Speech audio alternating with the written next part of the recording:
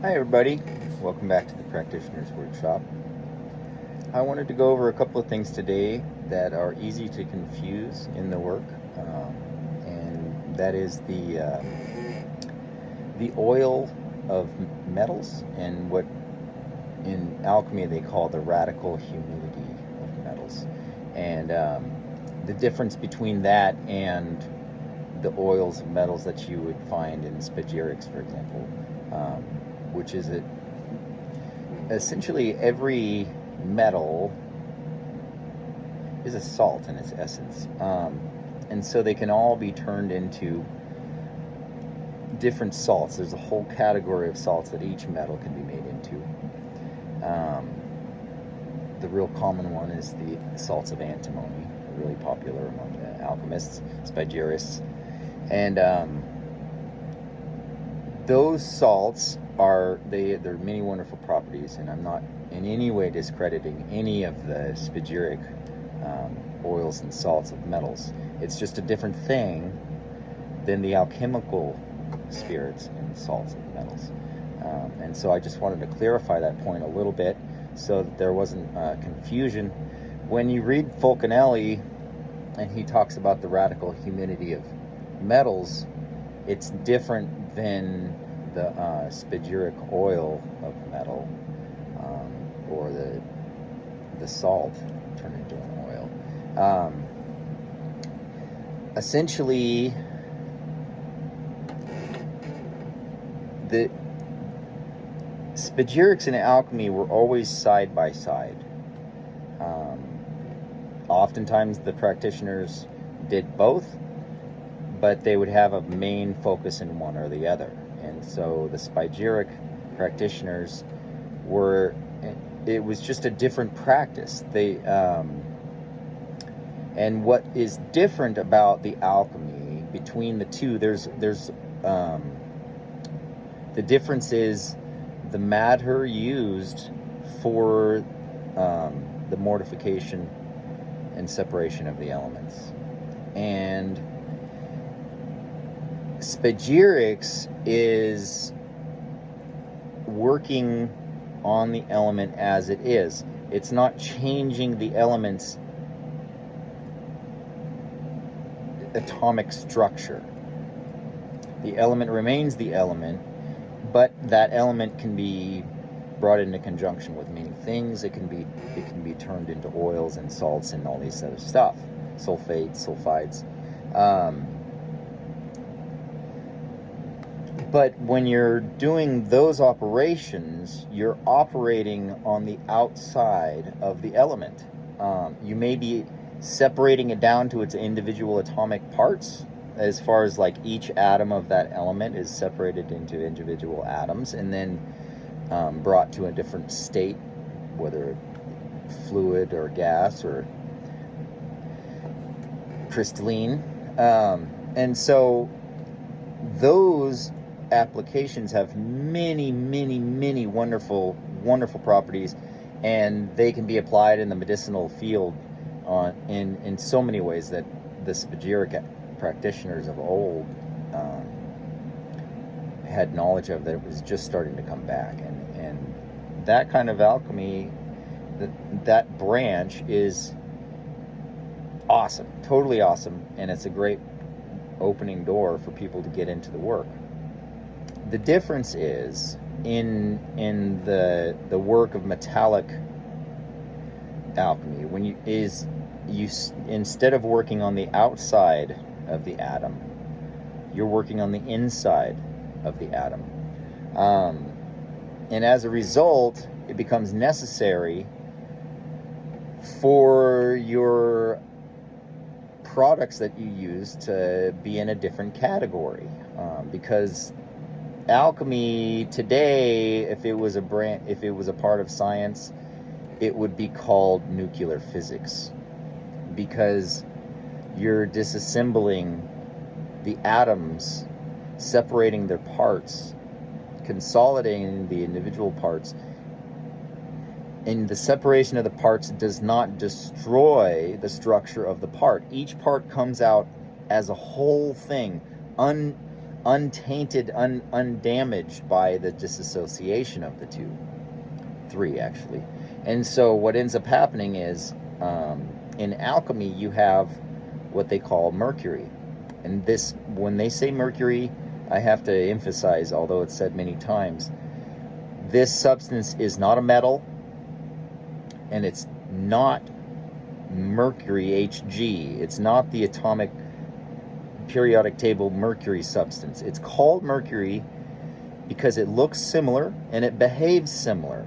It's a coagulated fluid that is so coagulated that it wants to be round, so it stays in a like a glob, like a raised puddle. It doesn't go flat like water goes flat. This stuff wants to stay round. So, and if a drop falls into it of more, it bounces around just like all of its behavior qualities are identical to the fluid Hg mercury, but it doesn't contain any metal at all, and so it's called that only because of its properties. And so I don't want to confuse anybody into thinking that into using Hg as their starting matter, because you'll just destroy yourself, because that's Sir Isaac Newton did that, and he lost his intelligence as a result of mercury poisoning. Okay, so the first matter, called mercury, most commonly called mercury, is the moon, the virgin moon, in her virginity. She hasn't been conjoined to anything other than her spirit and her soul. And so, to quote Fulcanelli, he says, Mercury follows Saturn. And that means that this product is built and built and built and built and built until it reaches a point that it can produce the element of Saturn from its mother source. And then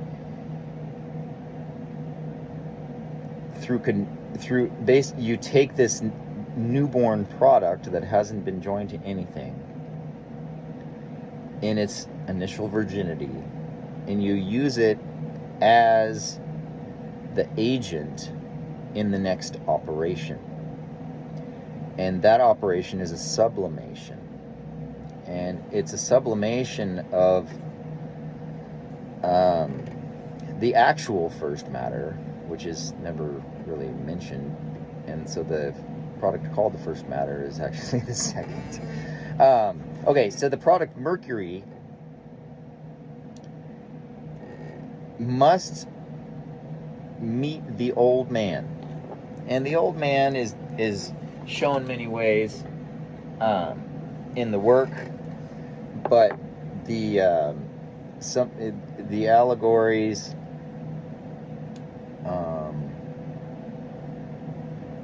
they would put it as, let's see, the old man, the devil, the great serpent, the ancient one, can't be defeated by a man. He can only be defeated by a woman,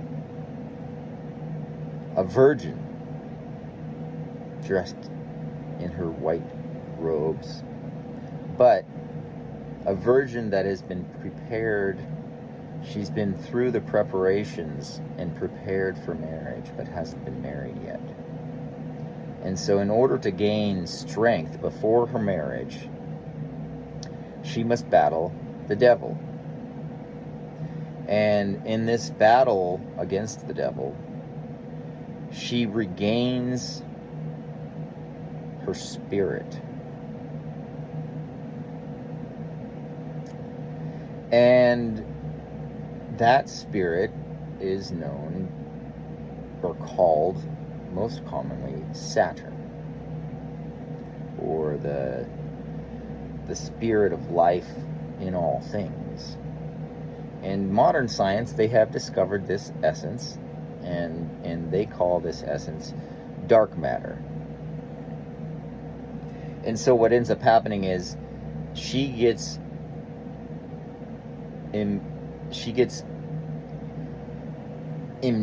like, not impregnated because she's still a virgin, but she's gone from being a young youth, adolescent, to being a woman, a mature woman, and she's in her maturity. She's prepared. She's gained strength.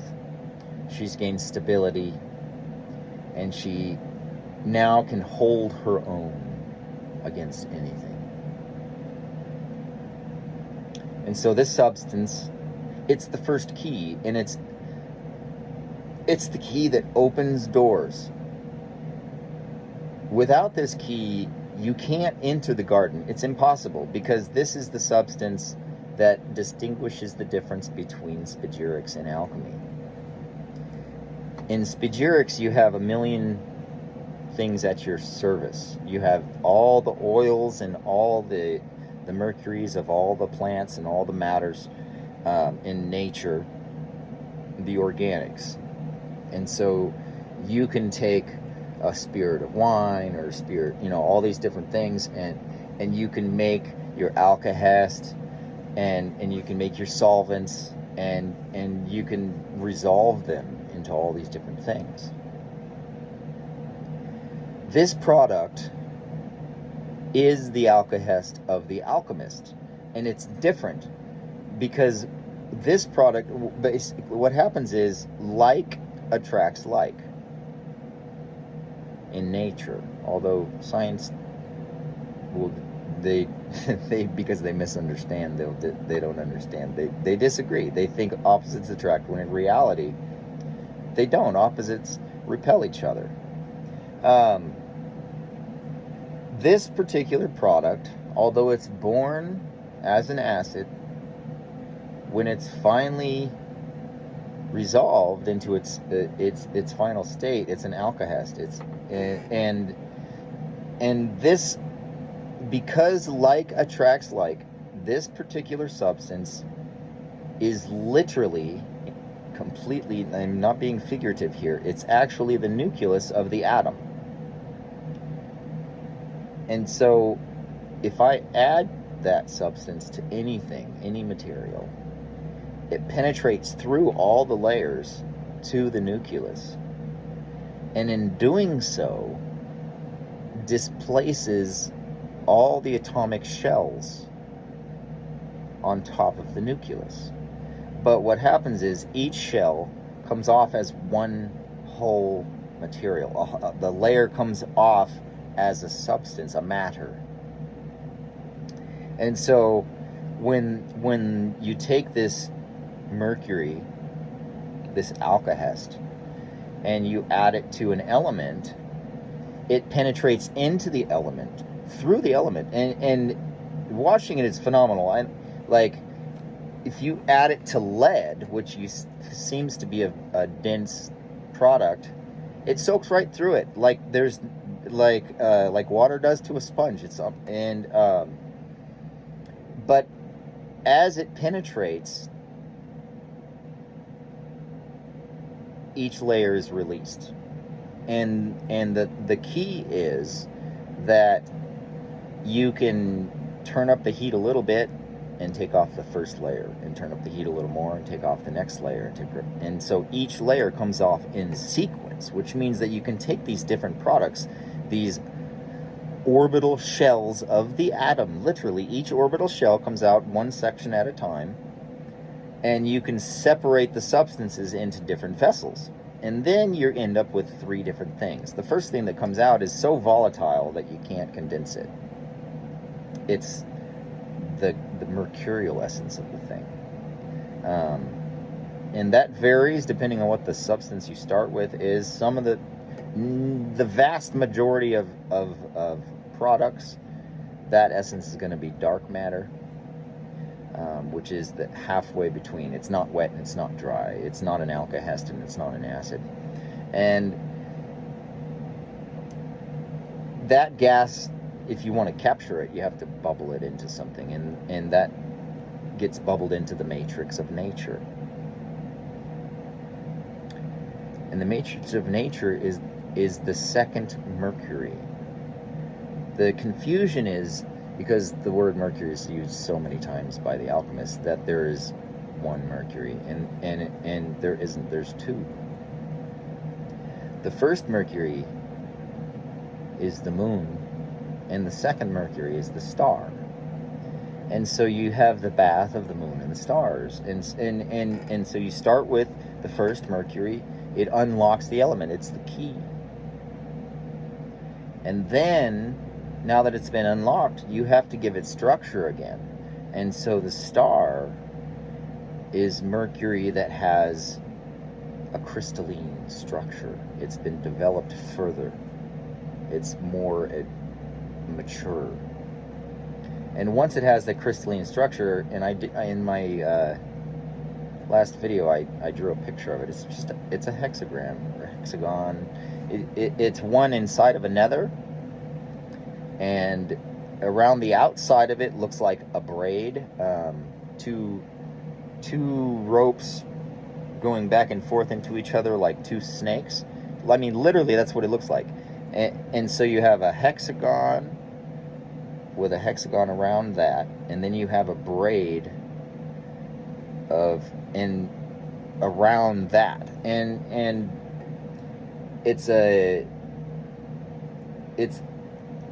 there's no mistaking it when you reach that point. But the first mercury is always the key to all of the elements. Every operation in alchemy on a subject starts with sublimation of the subject, and that means you add the first mercury and it penetrates into the nucleus of the atom. Each layer comes off, and you capture the layers and you remove them, because those layers are they're not perfectly balanced, they're not stabilized, they're unfixed, they're volatile. And you take those volatile layers out and you replace them with exactly the same thing that's been fixed, balanced, and stabilized. And so you rebuild the element back again, if you want to, just like it was before, except this time it's fixed, it's stable. All the parts that normally boil away at low temperatures don't even respond anymore to the melting point of tin or lead or gold, depending on how far you've advanced the product. And so in Spagyrics, the oil of metals is referring to taking that atom of metal and individualizing it and making it into an oil. But you're not changing the atom. You leave the atom like it is. That's the difference between the Spagyric oil and the alchemical oil. The alchemical oil is, once you've removed the volatile part out of the atom, literally, you've taken the first atomic orbital layer off of the atom, then the next layer that comes out is fluid. It's literally an oil. But it's not thick and viscous as much as it could be once it's been fixed through the whirls of nature. And so this oil that comes out, that's what Fulcanelli is talking about when he says the radical humidity of the metals. And then once the oil comes out, the last thing that's left behind is the sulfur of the metal. And most metals are combinations of sulfur. Like when you do that to iron, you get the sulfur of iron and you get the sulfur of mercury, because iron is actually a combination of mercury. And so the sulfur of iron, because it's a combination of light blue and a reddish color, then it ends up being purple. So you have this volatile gas that you captured in the matrix, which turns the matrix black. I mean, blacker than black. They call that the crow. And then you have this fluid, an oil, a viscous oil, which can become more viscous and thick and fixed and stable, but they're all volatile. And then last thing left at the bottom of the thing is the sulfur of the element. you take those three things, and now you've separated the element into its constituent parts. You can take those parts and you can reassemble them after fixing them, or you can take those parts and use them to make something different.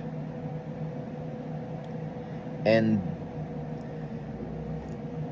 that's the difference between spagyric and oil of metals and alchemical oil of metals. One is made from the metal itself as a whole, and one is derived from the disassociation of the metal, of the parts of its, as its parts are taken apart. One of the things that it's always made from is an oil. And so it doesn't matter what you start with, you're going to get these three things. You're going to get the spirit, and you get the soul, and you get the body. And the spirit is the volatile gas, the soul is the oil, and the body is the sulfur. And they all break down that way. The difference is that some of them have more layers than others. Some of them have more sulfur, more gas, or more oil. And some of them have, well, they all really have combinations of each other contained within each other. And so, like, iron isn't just iron, it's iron and mercury. And so all of the elements are built off of each other. You think of it like a jawbreaker. It's white on the outside, and then you suck on it for a while, and now it's red or green or blue. And all of the elements are like that. You have a ball with all these layers on top of each other, and if you take off 2 or 3 layers, now it's called a different element. And so, but they're all made of the same thing. It just depends on what the order and ratios of those things are that differentiates the different products. And so I hope that was helpful to somebody out there that has been trying to find the radical humidity of metals and the mercury of the philosophers. On that one point, the mercury of the philosophers, in the same way that the oil of metals is derived from metals, the mercury of philosophers is a spagyric operation on the product symbolized by the oak tree. I hope you guys have a wonderful day. May you be blessed.